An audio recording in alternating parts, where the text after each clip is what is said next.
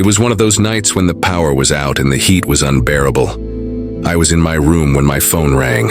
It was Blessing. She didn't say anything at first. I could only hear her breathing. Then, in a soft, trembling voice, she said, "I don't want to be here anymore." I jumped up. "Blessing, what do you mean?" She didn't answer. I threw on my slippers and ran to her house. Luckily, I had a spare key. When I opened the door, I found her sitting on the floor, holding her baby so tightly. It looked like she was trying to protect him from something the rest of us couldn't see. The baby was crying softly. She was too. Her eyes were distant. Her face was pale. She looked like someone at the edge. I knelt beside her. "Blessing, talk to me." She whispered, "I'm tired. I'm so tired. I've given everything. I've tried everything. What am I still doing here? What's the point?" I held her face in my hands. "You're here because your child needs you. Because your story is not over. Because this pain, this horrible pain, is not the end of you." She shook her head. "He made me feel like I'm nothing, like I'm not even human. How do I live with that kind of wound?" I wiped her tears and said, "You live by remembering who you were before he came, and you keep living because that baby in your arms sees you as everything." We sat like that for a long time. Eventually, she placed the baby down and lay on my lap, like a child seeking peace. "I feel like I'm dying inside," she said. "And you will feel like that for a while," I told her honestly. "But it won't last forever. You will rise, you will heal, but you have to decide you want to live again." She closed her eyes, and for the first time in a long time, she allowed someone else to carry the weight with her. That night, she didn't sleep in her room. She slept in mine, with me and the baby curled up beside her, and I held her tightly, praying silently that God would carry her through the storm she could no longer fight alone. The morning after that long, painful night, Blessing was different. She didn't say much. She fed the baby quietly, cleaned up the room, and took a long shower. When she came out, she wore one of her old gowns, the yellow one with little flower prints. I hadn't seen her wear that in months. I watched her move slowly around the room, folding clothes, packing diapers into a small bag. "Are you going somewhere?" I asked gently. She nodded. "I'm leaving." I stood up quickly. "Leaving? Where?" "Anywhere that is not that house," she said. "I've stayed too long in pain. I kept thinking it would change. I kept trying to fix myself. But it's not me that's broken." Her voice was calm, too calm, but her eyes held a strength I hadn't seen in a long time. "I can't keep begging someone to love me. I can't keep living in a place where I feel like a stranger. My child deserves a mother who smiles. I deserve peace." She didn't pack much, just a few wrappers, baby clothes, and some feeding things. "I don't have a plan," she said. "I don't even have enough money, but I have to go. If I stay one more night in that house, I will lose what's left of me." I helped her carry her things. We found a small one-room flat not far from my place. A friend of mine had just moved out, and the landlord agreed to take her in. The room was small, with a leaking roof and no fan, but it was hers. Her own space. Her first night there was quiet. There was no shouting, no rejection, no cold shoulder. Just her and her baby sleeping in peace. She called me that night and said, "It's small, but I can breathe again."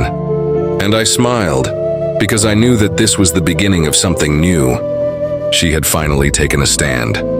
Not just against Emeka, but for herself. The first few weeks in the new place were not easy for Blessing.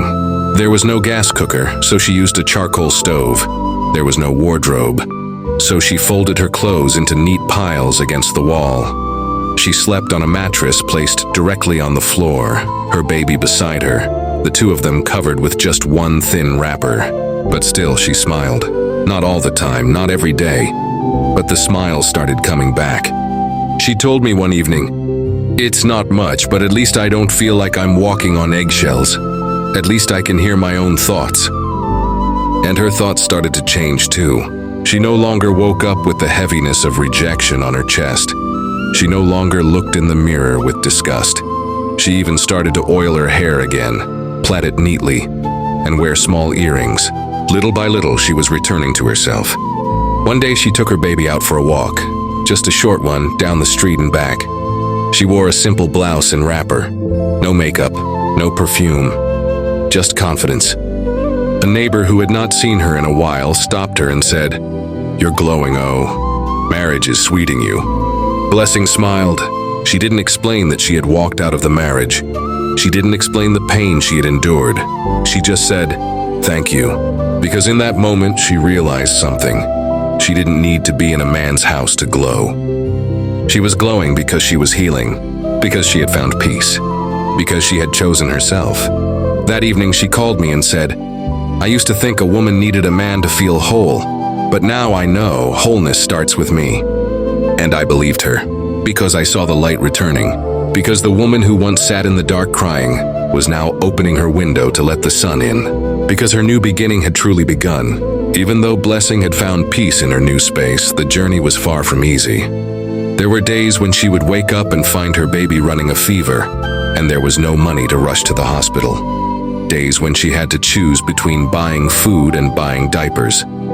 Nights when she couldn't sleep because the heat was too much, or because the sound of rats running across the zinc reminded her how little she had. There were still tears. Tears of frustration, tears of loneliness, tears that came late at night when the baby was asleep and there was no one to talk to. But in between those tears were triumphs, small ones, the kind that didn't make noise but mattered more than anything. Like the first time she sold a cara by the roadside and made just in 1,500. She came home smiling, saying, "I made money today. It's small, but it's mine." Or the day her baby took his first steps in their little room, and she clapped and laughed so loud. The neighbor next door knocked to check if everything was okay. There was also the first time she was able to pay her rent on her own. She called me that day screaming, "I did it, I paid it myself, no begging, no shame." I cried with her on the phone, because I remembered the nights she almost gave up. I remembered the silence, the pain, the words that tore her apart. And now she was standing, still hurting, yes, still healing, yes, but standing. One evening we sat on her small veranda, watching the sunset while her baby slept inside. She said to me quietly, "I thought I needed him to survive, but look at me. I'm surviving. I'm even laughing again." I looked at her and smiled. "You're not just surviving, Blessing, you're rising." She nodded. And for the first time in a long time, she believed it. Blessing's healing really began when she started to talk, not just to me, but to other women. She found her voice little by little, and with each word, her pain lost some of its power. It started small. One day after church, a younger woman approached her, tears in her eyes. "Sister Blessing, I heard what happened to you. My husband also calls me names since I gave birth. I feel like I am the only one." Blessing hugged her. She wiped her own tears and said, "You are not alone. What happened to us is not our fault. Don't let his words become your truth." That moment changed something inside Blessing. She realized her story could help others. She started talking in the women's meeting. She shared her pain and her hope.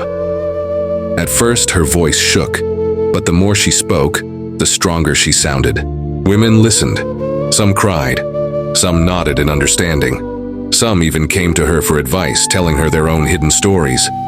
Blessing encouraged them to stand up for themselves, to seek help, to refuse shame. She told them about her support group and invited them to come. One day, the church invited her to speak at a women's conference. She stood on stage, holding the microphone with trembling hands. She told her story, beginning to end, about rejection, heartbreak, but also about healing and rediscovering her worth. When she finished, there was silence, then applause, and then a line of women waiting to thank her, hug her, and ask, "How did you find the courage?" She smiled and replied, "I thought my voice was lost, but I found it in my pain, and I use it now to remind women everywhere, you are enough. Never let anyone convince you otherwise." From that day, Blessing was not just surviving. She was leading, teaching, and helping other women find their voices too.